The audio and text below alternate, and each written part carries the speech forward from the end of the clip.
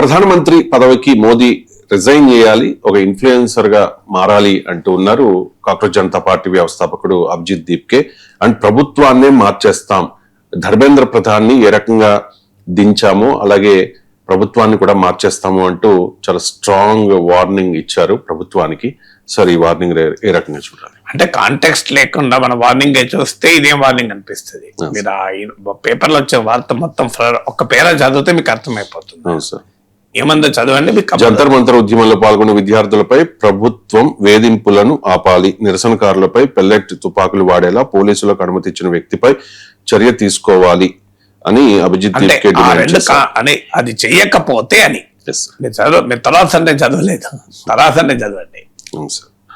ప్రభుత్వం దానికి రాకపోతే యువత ప్రభుత్వాన్ని మారుస్తుంది. పాయింట్ ఏంటంటే మీకు మనం ఏమవుతుందంటే ఒక వార్తను అవుట్ ఆఫ్ కాంటెక్స్ట్ చూసినప్పుడు అది ఒక ఏంటి సడన్ గా ప్రభుత్వాన్ని దించేస్తాం, ప్రధానమంత్రి వైదొలగాలి అనే డిమాండ్ చేస్తున్నారు. ఇది వీళ్ళ పని కాదు కదా, ఇది వీళ్ళు పేపర్ లీక్ల పైన పోరాడచ్చు, కానీ అదొక రాజకీయ పార్టీగానే ఇంకా రిజిస్టర్ చేసుకోక ముందే ఈ రాజకీయ పరమైన ఉపన్యాసాలు ఏంటి అని అనిపిస్తాయి. అందుకే నేను ఆ వార్త మొత్తం చూడమని చెప్పేసి మీకు అన్నదేంటి, మీరు విద్యార్థుల పైన కేసులు ఉపసంహరించుకుంటామని హామీ ఇచ్చారు, ఆ హామీని నిలబెట్టుకోవాలి.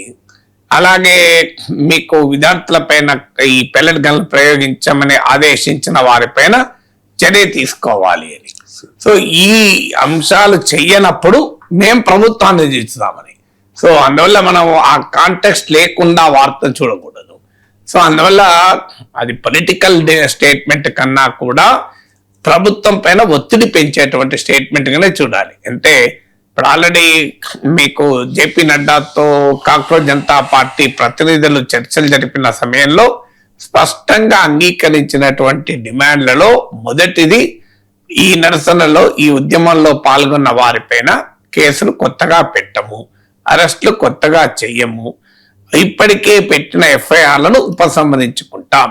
ఇది కేంద్ర ప్రభుత్వం చాలా స్పష్టంగా సోనం వాంగ్చుక్ హంగర్ స్ట్రైక్ ను ఎన్డీ చేసినప్పుడు ఇచ్చారు హామీ, తర్వాత కాంగ్రెస్ జనతా పార్టీకి కూడా హామీ ఇచ్చారు. ఆ హామీ ఇచ్చాక కూడా ఉద్యమం ఆగలేదు. ఎందుకు ఆగలేదు అంటే ధర్మేంద్ర ప్రధాన్ రాజీనామా చేయాలని డిమాండ్ దగ్గర ప్రతిష్టంభన ఏర్పడింది. చివరకు ధర్మేంద్ర ప్రధాన్ కూడా రాజీనామా చేయడంతో ఉద్యమం ఉపసంహరించుకున్నారు. సో అందువల్ల ఈ కాంటెక్స్ట్ చూస్తే ప్రభుత్వం ధర్మేంద్ర ప్రధాన్ రాజీనామాకు ముందే అంగీకరించింది. అంగీకరించిన తర్వాత ఇప్పుడు చేస్తున్న వ్యాఖ్యలు, చూపుతున్న వైఖరి అనుమానాస్పదంగా మారిపోతుంది. బీజేపీ పాలిత రాష్ట్రాల్లో కేసులు పెడుతున్నారు, కేసులు ఉపసంహరించుకోవడంలో జాప్యం చేస్తున్నారు. సో అకౌంటబిలిటీ అంటే పోలీస్ ఎక్సర్సైజ్ కు ఎవరు జవాబుదారితనం అనే అంశం పైన అస్పష్టత ఉంది. దీనిపైన ఆల్రెడీ కాంగ్రెస్ జనతా పార్టీ ఇదివరకు హెచ్చరిక కూడా జారీ చేసింది, మళ్ళీ దేశవ్యాప్త నిరసనలకు పిలిపిస్తామని. సో అందువల్ల హీట్ తగ్గించటానికి చర్య అంగీకరించి రేపు మళ్ళీ వెనక్కు తగ్గేటువంటి ప్రయత్నం కేంద్ర ప్రభుత్వం వైపు నుంచి వస్తుంది అనే ఇండికేషన్ వస్తుంది. జేపీ నడ్డా ఏకంగా సమర్థించారు కూడా, మీరు నిరసనల విషయంలో ఇలాంటి సహజము జరుగుతాయనుకుంటూ కూడా మాట్లాడారు. సో అందువల్ల ఈ పరిణామాల నేపథ్యంలో ఈ విద్యార్థుల పైన యువతరం పైన ఉద్యమకారుల పైన పెట్టిన కేసులు ఎత్తివేయకపోతే, అలాగే పోలీస్ ఎక్సర్సైజ్ కు బాధ్యుల పైన చర్య తీసుకోకపోతే ప్రభుత్వాన్ని మార్చేస్తాం అనేటువంటి స్టేట్మెంట్ అభిజిత్ దీప్కే ఇచ్చారు. అంటే ఒక రకంగా పొలిటికల్ ప్రెషర్ ప్రభుత్వం పైన పెట్టేటువంటి ఎత్తుగడగా ఇచ్చిన స్టేట్మెంటే తప్ప ఇప్పటికిప్పుడు కాంగ్రెస్ జనతా పార్టీ మోడీ ప్రభుత్వాన్ని కూల్చే సిచ్యువేషన్ లేదు. అది రాజకీయ ప్రక్రియలో జరగాల్సిందే తప్ప ప్రభుత్వాన్ని మార్చడానికి ఇప్పుడేం వెంటనే ఎన్నికలు కూడా లేవు. ఎన్నికల సమయంలో దీని ప్రభావం ఉంటుంది అని ఒక రకంగా హెచ్చరిక చేయడం. సో అలాగే నరేంద్ర మోడీ ఇన్ఫ్లుయెన్సర్ గా మారాడు, ప్రైమ్ మినిస్టర్ పదవి వదిలేసి ఇన్ఫ్లుయెన్సర్ గా మారారు అని. ఎస్పెషల్లీ ఆయన ఈ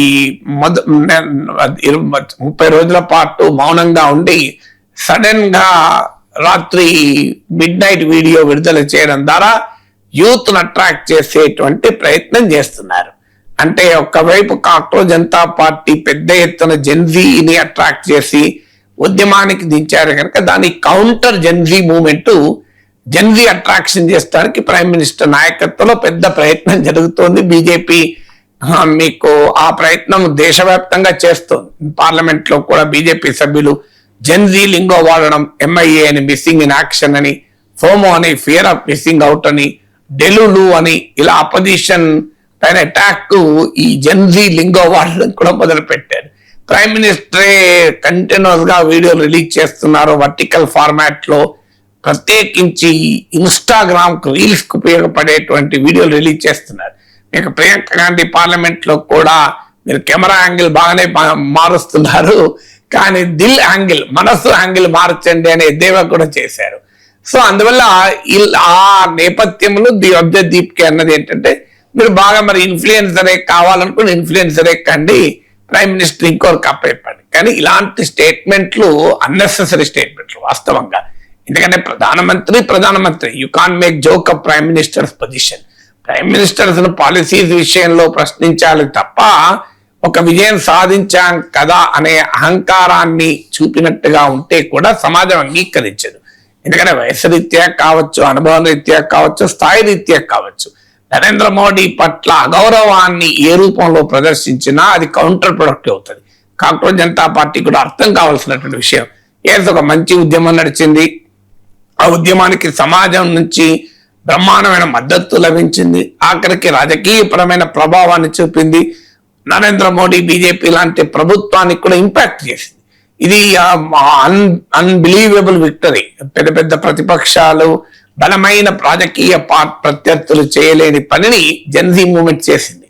కానీ దాన్ని ఇంకా ఎక్కువ స్ట్రెచ్ చేసి అదే నరేంద్ర మోడీని పొలిటికల్ గానే ఓడించగలిగే శక్తి మాకే ఉన్నది అన్నట్లుగా కనుక మాట్లాడితే అది కౌంటర్ ప్రొడక్టివ్ అవుతుంది. ఎందుకంటే ఇప్పుడు వచ్చిన వాళ్ళందరూ కూడా బీజేపీని ఓడించడానికి వచ్చారని చెప్పలేం కదా. ఈ ఇష్యూ పైన రియాక్ట్ అయ్యారో ఆ ఇష్యూ వరకే మనం చూడాలి. పొలిటికల్ స్టేట్మెంట్లు, అది కూడా ప్రధానమంత్రి పట్ల అగౌరవాన్ని చూపే రీతిలో ఏ మాటలు మాట్లాడినా అది కౌంటర్ ప్రొడక్టివ్ అవుతుంది. అందువల్ల మోడీ ప్రైమ్ మినిస్టర్ ఎంత మాత్రం ఇన్ఫ్లుయెన్సర్ కాకూడదని లేదు. ఇన్ఫ్లుయెన్సర్లు రాజకీయాల్లో చేరడం లేదా? అందువల్ల ప్రైమ్ మినిస్టర్ ఉంటూగా కూడా ప్రైమ్ మినిస్టర్ మించిన ఇన్ఫ్లుయెన్సర్ ఇంకెవరున్నారు ఈ దేశంలో? ఇప్పుడు ఏ ఫిలిం సెలబ్రిటీ, ఏ సోషల్ మీడియా సెలబ్రిటీ కన్నా అత్యధికంగా ప్రజల్ని ప్రభావం చేస్తున్న నరేంద్ర మోడీ కనుక ఆయన కొత్తగా ఇన్ఫ్లుయెన్సర్ అయ్యేది ఏంది? ఇది ఆల్రెడీ ఇన్ఫ్లుయెన్సర్. ఆయన మించిన ఇన్ఫ్లుయెన్సర్ భారతదేశంలో ఇంకెవరూ లేరు. అందువల్ల పాలసీస్ పైన, ఇష్యూస్ పైన మోడీని నిలదీయాలి తప్ప ఏదో ప్రభుత్వాన్ని దించేస్తా, మోడీ ప్రైమ్ మినిస్టర్ పదవి వదిలేసి ఇంకోరికి ఇచ్చేసి ఇన్ఫ్లుయెన్సర్ కండి, ఇది అబ్జదీప్ కి ఇట్లాంటి స్టేట్మెంట్లు కంటిన్యూ చేస్తే కాంగ్రెస్ జనతా పార్టీకి నష్టం జరుగుతుంది. That is not their business. వారు ఇష్యూస్ పైన రైజ్ చేయొచ్చు, ఇష్యూస్ పైన పోరాడచ్చు, ఇష్యూస్ పైన ఎవరిని నిలదీయచ్చు.